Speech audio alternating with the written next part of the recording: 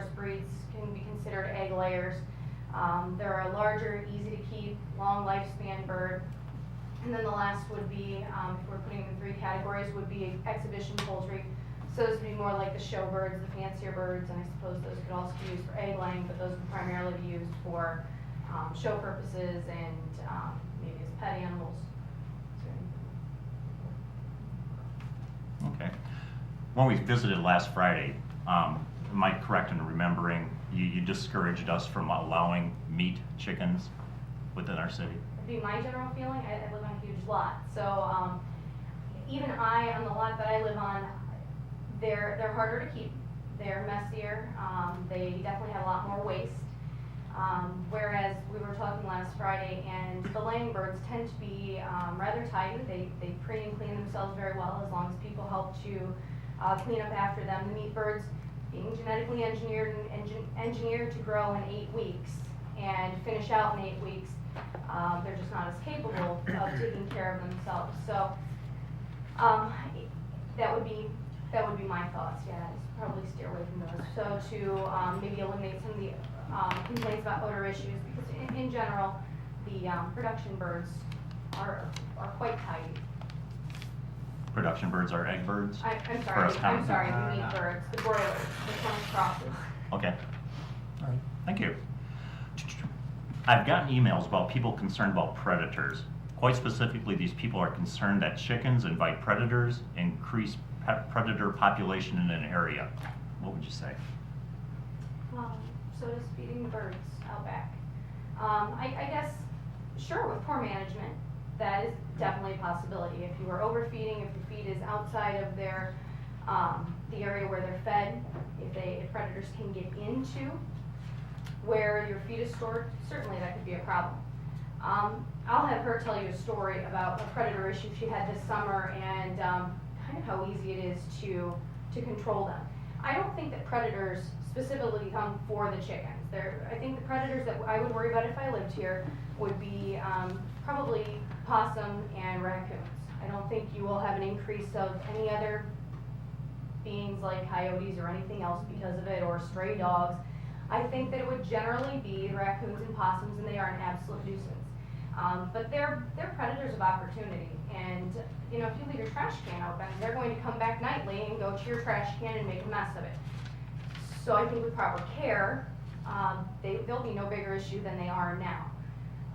But she had an issue with a possum this summer, and I'll go ahead and let you tell. Yes, I have chickens, as you might have inquired. I've had chickens for about 4 years now, and I've loved them. And even though I do live in the woods, and you would just assume because you live in the woods, because of being out in the open, not with the city lights and whatnot, that you would obviously be more acceptable to the raccoons and possums. Well, in the summer nights, usually we would just leave the barns open, have the animals stay out longer, and we wouldn't cage up the chickens. That was a big problem. I'd come back in the morning, and we would see, like, if we had a dead chicken, it was dragged underneath our trailer, and it was thanks to a possum, because he came into the barn, and he noticed that there was no more cat food. We also have cats. And they will go for anything they see: chicken feed, cat food, grain, and then if all of those options are gone, then they'll go for a chicken. And when we saw that was a problem, then we obviously we got cages to trap.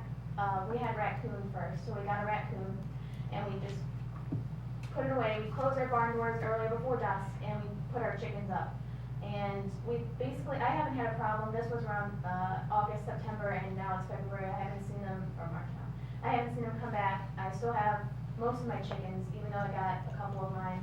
And as long as you make sure that your chickens are put up, your feed is put away, you should not really have much of a problem for raccoons and possums. Once they find out I can't get to my food supply anymore, they'll move on because they want to live as well. Okay, so they're fairly easily frustrated as long as you have some good housekeeping skills and you Tupperware up the feed at the end of the night. In my experience, they as soon as they realize they can't get in, they move on to your trash can or something else. What about hawks? Hawks should be no issue, although I don't think people really notice them anyway. But I don't think hawks should be an issue. From what you talked about with us, it sounds like your coops are going to be, will have to be covered over the top, so hawks won't, just like the other predators, They might sit there and try to figure it out for a day, but they're incredibly cunning, so they'll figure out quickly that they can't get in.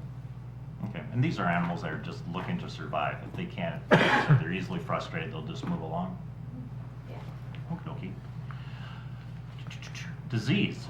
People are concerned about the diseases that chickens carry. Are these diseases something, what do we need to know about the diseases that chickens carry?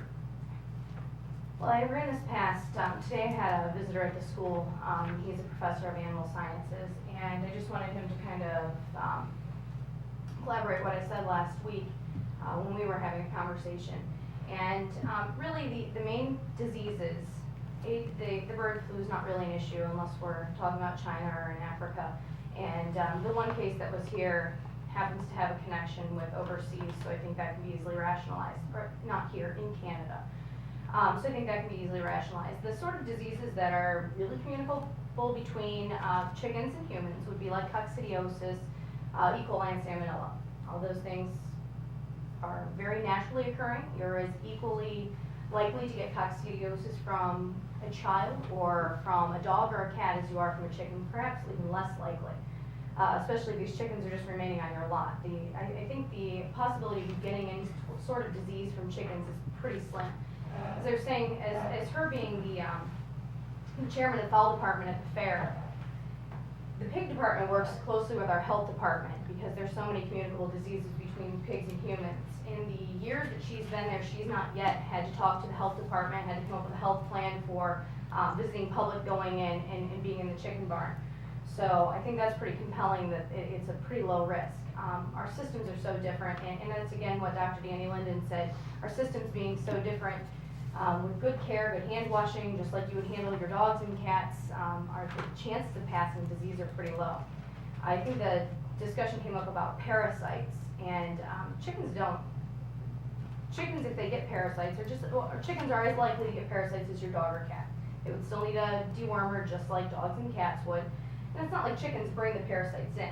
The parasites actually exist. They're in your backyard, they're in your soil. The chicken may contract them just as likely as your dog could, or you could if you were digging in the backyard and didn't wash your hands. So I think as far as disease, I deal with 80 students, and of those 80, I would venture to guess that 30 plus have daily contact with chickens, and I cannot think of one time that I've had a student contract any sort of illness from a chicken.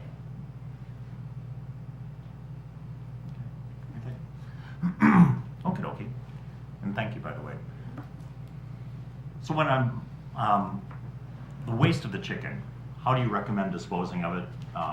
They're going to drop their droppings. How should that be handled? Is there an easy way for it to be managed, or is it going to be going into rivers?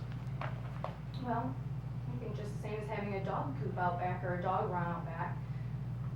You absolutely need to have daily care and practices, and anybody who takes care of their animals would. I guess my recommended practices, and probably from Ohio State University Extension, you guys could get $5 books, and they have great care practices in them. But I think recommended care would be probably using straw or wood shavings and doing regular cleanings. Pretty simple to care for. They really don't make that much waste, and their waste is in a solid form. They don't have a liquid form waste. So as far as runoff, and I suppose if you were in a wet area, it would be cause for concern, but everything is in a wet area or on a slope. So I think that's cause for concern, but I think most people wouldn't put animals on a sloped area or in a wet spot. So as far as runoff issues, I think with proper cleaning, regular cleaning, and like I was saying, they're very easy care, so it's not a difficult task, but I think straw and sawdust would have to be changed regularly, depending on how many they had and the amount of space. And I don't think it's that much of an issue. I'd venture to guess it's less of an issue than having a dog or a cat that has probably more waste and has liquid waste. So it's pretty solid, pretty easy to clean up. Thank you. Issues come up with where people purchase chickens. How does a person that is raising chickens get them? How do we know that they're safe? And if our current ordinances restrict people, or if future ordinances restrict people to say 4 or 5 chickens, but locally they're only sold in lots of 6, what are other purchasing options? Well, as you guys probably have been to a TSC or know that TSCs do, and TSCs and then there's Rural King and El Area, they do sell chickens there. As someplace you can get them, but generally those chickens are just genetically sick. They don't do as well as you would want for a normal chicken for a long lifespan. You can also go online and you can actually order a chicken through the mail, believe it or not. And you can order as little as one, and there are hatcheries around here. There's Myers Hatchery. In No, Nova. I'm sorry, it's in, down by Ashland. By Polk, Thanks. Ohio. I have gotten chickens from different states. There's Murray McMurray Hatchery, and that's, I believe, in Indiana or Illinois.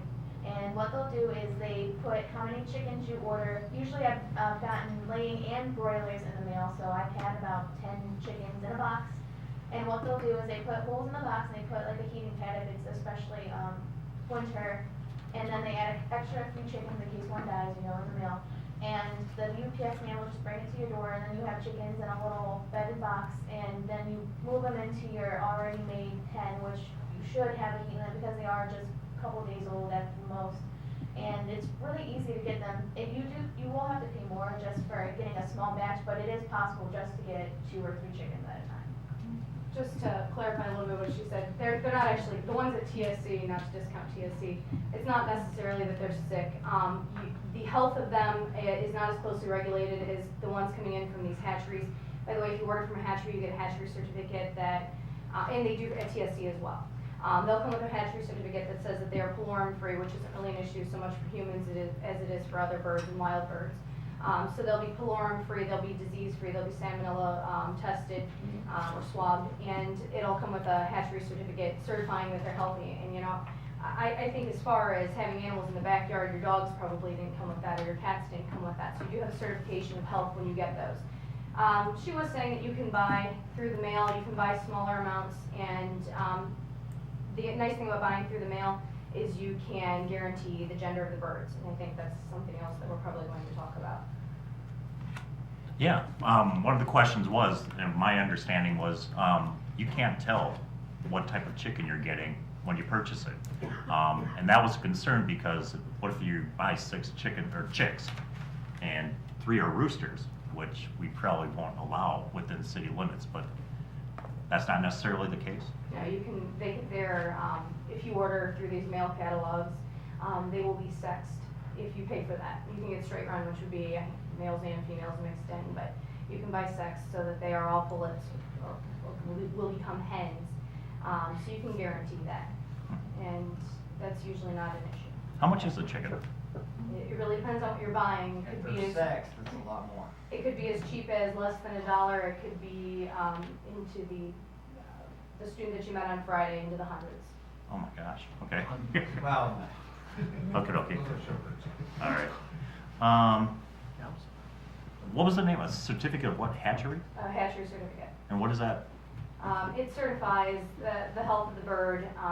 They often have a guarantee for their shipping, might be a part of it, but it basically guarantees that the animals are florum-free and have had a blood test that proves that they don't have florum. They're often, depending on where you bought from, swabbed for salmonella on the outside of their body, and then are certified against that as well. Oh. It really depends on the state. Some states require more stuff on the certificate. Those are kind of Ohio's. Oh, okay, thank you. Cold winters, how do chickens survive when it was this cold out? How do we all? They roost. They lay on their legs to keep them warm, and just like a dog in a coop, they kind of bed down, or any animal outside, wild animals, they kind of bed down and keep their try to keep their heat in. They'll roost together. They'll roost close. So, as a personal note, having one chicken is probably not a very solid choice.